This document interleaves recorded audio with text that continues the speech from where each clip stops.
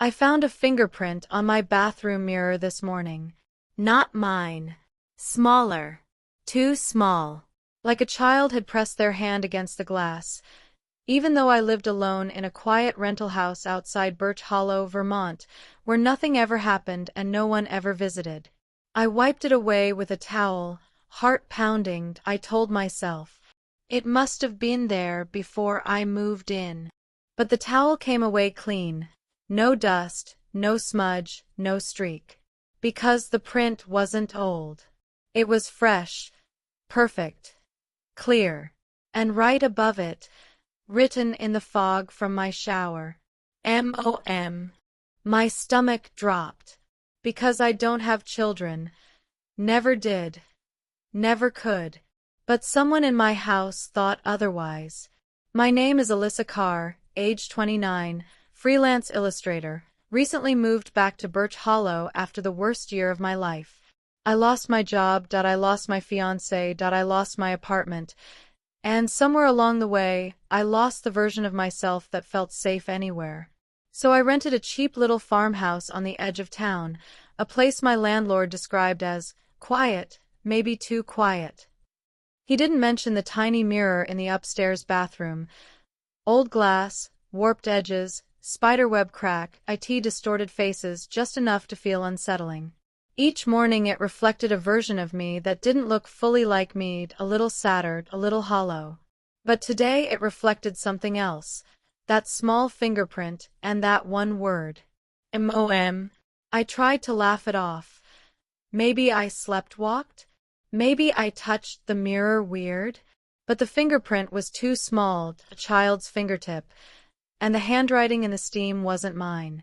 That's when I remembered the local rumor, the reason the house had been vacant for so long.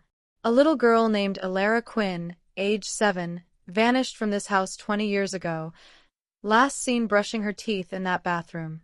Her mother found the mirror cracked, no sign of Elara, just a single fingerprint. Smaller than hers. The same size as the one I found today. The police dismissed it back then, a runaway, they claimed, even though no one saw her leave, even though it was winter and the yard was covered in untouched snow. I picked up my phone to call someone, anyone, but stopped. What would I even say? Hey, weird question, but I think a child ghost just left a fingerprint on my mirror? No. I decided to clean the bathroom from top to bottom. Maybe there was a logical explanation. But as I scrubbed the sink, something slid out from behind the pipes. A small notebook. Pink cover. Sticker of a blue dolphin peeling off the front. A child's diary. I froze. My hands shook as I opened it. Most of the pages were blank or smeared with water damage, but one entry stood out, written in crooked, childish handwriting. There's someone in the mirror. She looks like me, but she's older. My blood ran cold. The next page only had one thing on it. A handprint drawn in blue crayon. Smaller than mine. Exactly like the fingerprint I found. I closed the diary, breath unsteady. This wasn't a prank, it wasn't an old stain. Someone or something had been in that bathroom with me. And she wanted my attention. That night, I couldn't sleep. I kept thinking about the mirror's crack, how it looked like a branching path, a tiny map of fractures. At midnight, I woke to a soft tapping sound. Tap, tap, tap, coming from the bathroom. I grabbed my phone as a weak flashlight and crept down the hallway.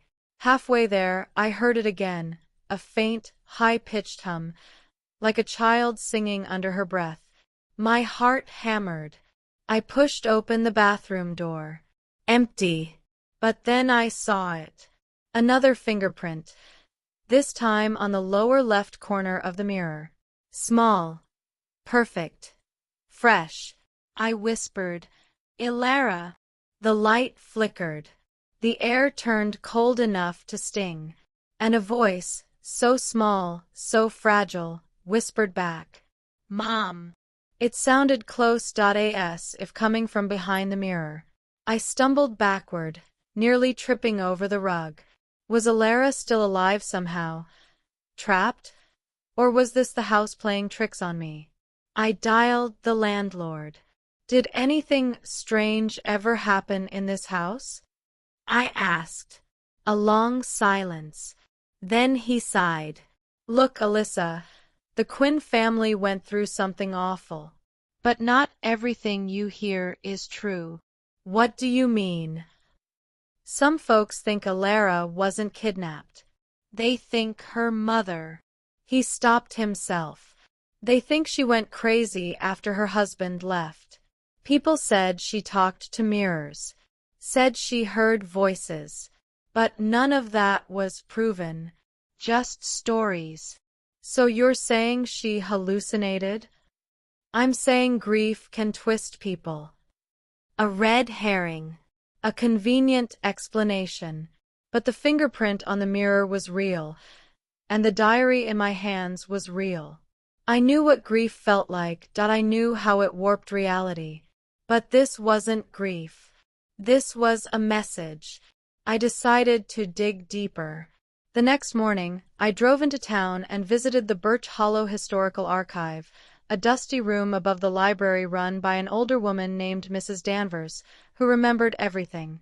Elara Quinn, she said, adjusting her glasses. Sweet girl. Vanished without a trace. Do you think she ran away? I asked.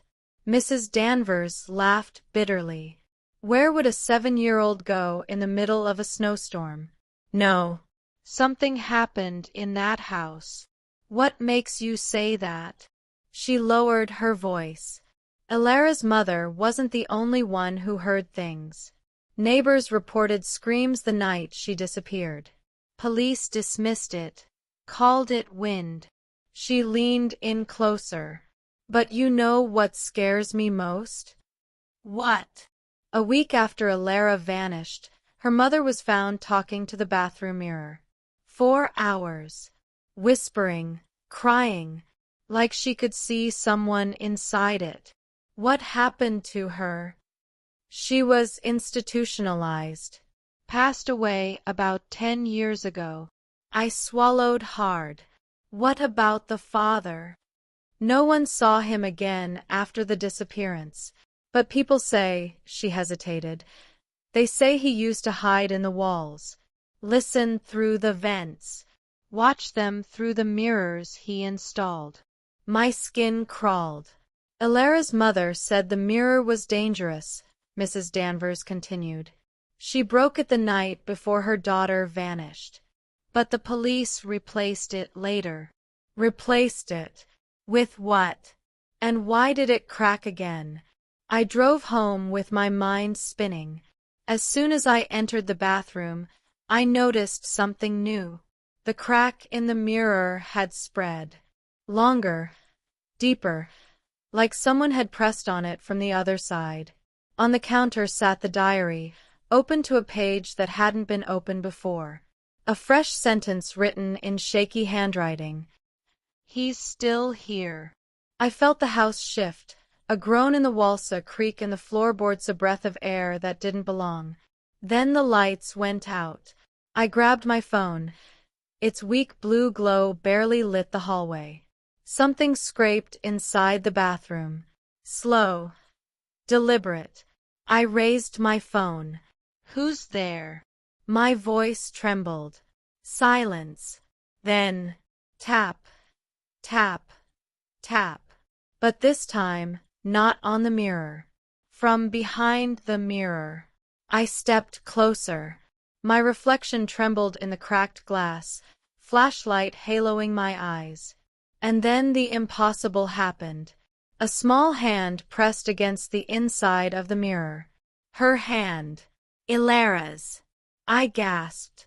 She looked terrified, her face pale, eyes wide with panic, lips forming silent words. I leaned closer. What are you saying? Her mouth formed it again. Run. The mirror bulged outward, as if someone bigger, stronger, was forcing their way through. I saw veins of new cracks form. I stepped back in horror. Then another hand appeared beside Elara's. Not small, not child-sized. A large hand. Adult. Violent. Elara screamed soundlessly. I stumbled backward. My phone slipped from my hand. A deep male voice rumbled through the glass. You shouldn't have opened the diary. My heart stopped. This wasn't a ghost. This wasn't Elara's imagination. This was her father. Still here. Still watching. Still hiding. In the place only he knew. The hollow wall behind the mirror. Suddenly the mirror cracked wide, splitting in half. A jagged hole gaped open, and a man's silhouette lunged out. I screamed, fell backward onto the floor. He crawled out, clothes ragged, hair matted, eyes wildous if he hadn't seen daylight in years. I kept her safe, he growled. She listened to me. She told me everything. I crawled toward the doorway, limbs shaking. What did you do to her? I cried. He laughed. She didn't obey. She went to the mirror to tattle. Mirrors snitch. He slammed his fist into the wall. They always snitch. I reached the hallway. He grabbed my ankle. I kicked hard, connecting with his jaw. He howled. Footsteps thundered behind me. Neighbors, hearing my screams. They tackled him, dragged him from the bathroom, pinned him to the floor until police arrived. He kept screaming as they carried him out. You can't take her. She's still mine. I lay on the floor trembling, staring at the shattered mirror.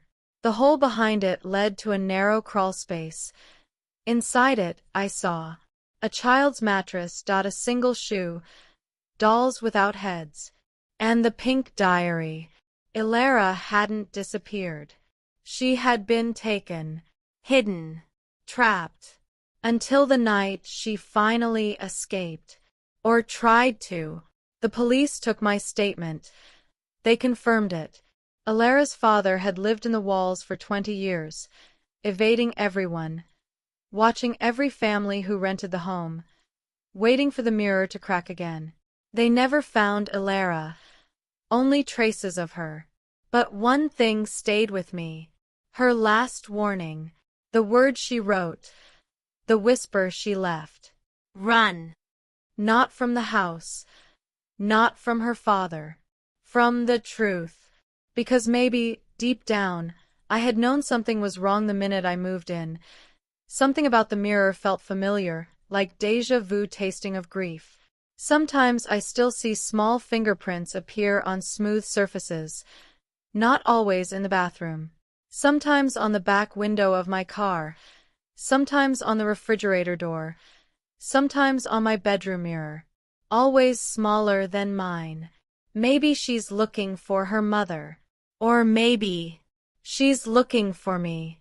If you found a fingerprint smaller than yours on your mirror, who would you be more afraid of? The child who left it, or the one chasing her? Comment, "Scary Mirror," if you want a part 2.